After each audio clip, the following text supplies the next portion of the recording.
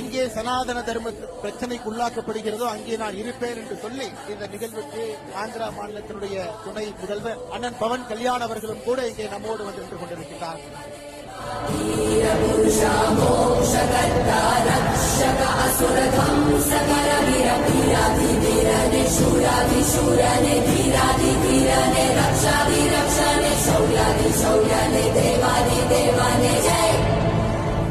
அந்த வெற்றிவேல் முருகனுக்கு